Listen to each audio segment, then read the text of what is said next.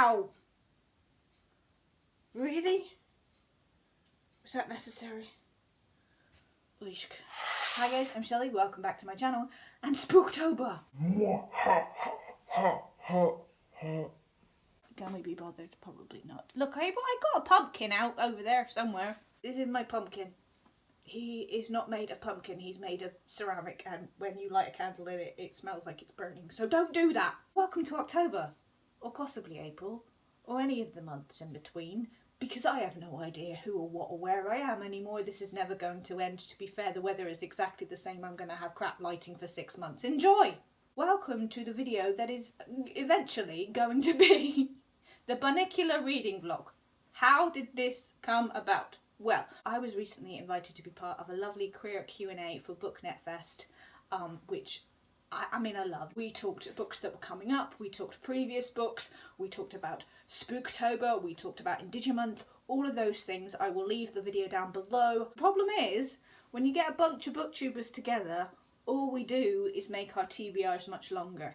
And one of the books, or book series that came up in this chat was called Bunnicular. I was told by the lovely Kathy, Adri, R and Brody to read this series. So this is happening now. I am going to listen to the first 3 books in the Bunnicular series. At this particular moment, I have no idea what Bunnicular is about. Bunnicular is a children's novel series written by James Howell and his late wife Deborah Howell, featuring a oh boy, featuring a vampire rabbit named Bunnicular who sucks the juice out of vegetables.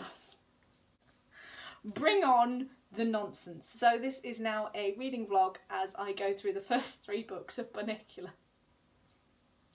Oh boy, happy October. Let the chaos begin. Well, I've officially become my nan, because 10 minutes into a middle grade book, I've had to write a list of characters. You have Toby, who is 8, Pete, who is 10, a dog named Harold, a cat named Chester, and a bunny who will inevitably be called Bunnicular at some point. My nan used to do this. After she passed away, we went through her books, and pretty much in every single book there was a little scrap of paper with a family tree or a character tree inside it, connecting everybody with everybody, who was married to who, because she had trouble remembering everybody's connections in the books. My nan was in her 60s and I'm in my mid-30s. Worrying! Hello, brain fog. Yes, I already love this book. It is nuts. It's narrated by a flippin' dog whose voice in the audiobook is Victor Garber, him of Alias Jack Bristow fame. I have already laughed completely out loud at the kid who is, she says, having to read her notes because she can't remember anything. Pete. That's favouritism, and I'll be traumatised if you do. He's 10. This will be the first of 3 books, so it's Bunnicular, A Rabbit Tale of Mystery, Holiday Inn, and Celery Stalks at Midnight are the 3 books that I'm listening to. And to be slightly on point, wrong holiday, but kind of, I got my Christmas carrot blanket out. So, you know, carrots, bunnies. It's such a stupid book, but I love it. And this documents the end of book 1 of Bunnicular. That was nuts and brilliant. The basic premise is you have a bunny who, instead of eating vegetables, he bites them and drains them of all of their juice. So they keep finding like white vegetables all over the house. The cat, who I believe's name's Chester, takes umbrage to this. He's not keen. So he's trying to starve and kill the bunny. At one point he reads that to kill vampires you have to pound stakes into their chest. So he gets, instead of a wooden stake, a piece of meat stake and pounds it into the bunny's chest. Yes, this caused havoc among the household. The cat is not popular, and nonsense begins. I'm here for it. This book is bonkers, and I quite like it. So now I go on to Holiday Inn, which I believe actually is pronounced Howliday Inn, Holiday WLDAY Inn. Holiday Inn. Ow! Ow! Yeah, that was unnecessary. I could move on to that, but it is 4:45 in the afternoon, and I'm bloody sleepy. It's nap time for this human. I need sleep. I am a vampire. I need to sleep during the day quite a lot. Day 4000 in the Big Brother house, otherwise known as Day 2 of Bunnicula, and the Holiday Inn, where the family are going on holiday and leaving all the pets behind. And Harold the dog is a bit annoyed by this, because it's just like, who's going to feed me?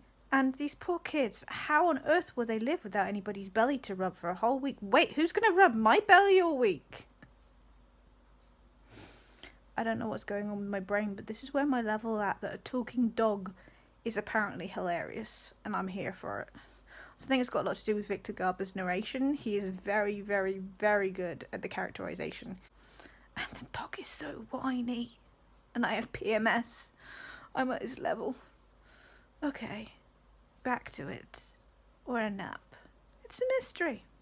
By the way, for anybody who's wondering, I do actually get off the sofa now and again.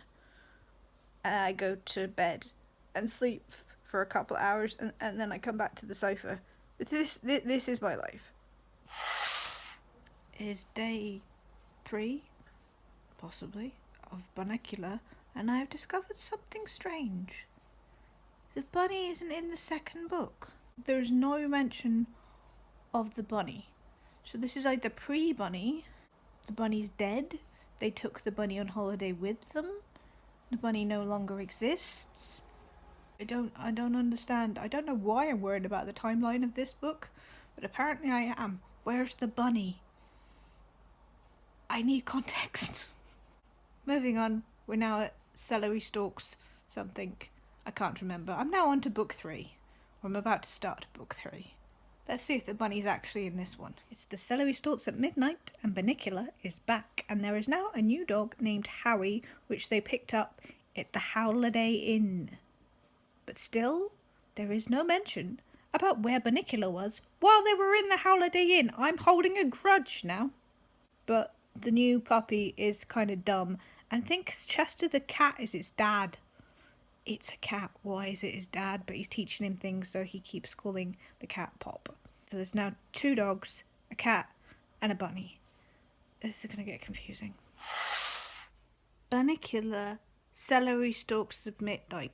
I'm starting to think Chester the cat might have some kind of paranoid conspiracy problem. It's worrying. The bunny is missing. They cannot find him. They're finding white vegetables all over the place. So he may have started, draining vegetables of their juice again. So they go out looking for him. This is Chester the cat, Harold the dog, and Howie the puppy. Now, who calls their dog Harold and their puppy Howie? People who aren't dyslexic, I'm telling you, that's just confusing. I don't like it. Chester just has all these conspiracy theories that keep ending up with them all being in trouble. I really am starting to think he may need some kind of psychological help. Why am I overthinking this? I'm having an existential crisis about Chester's mental health, which I don't think you're supposed to do with a middle grade book. So that wraps up the first 3 Bunnicula books, though Bunnicula isn't in the second book. I'm still holding a grudge, but moving on. They're nonsense. Chester has some kind of paranoia problem, and Victor Garber is a genius at his narration. I enjoyed it. I'm also still really confused. Hope you enjoyed the confusion. I will see you again soon for more confusion. I really don't understand what just happened. I think Chester might need a nap.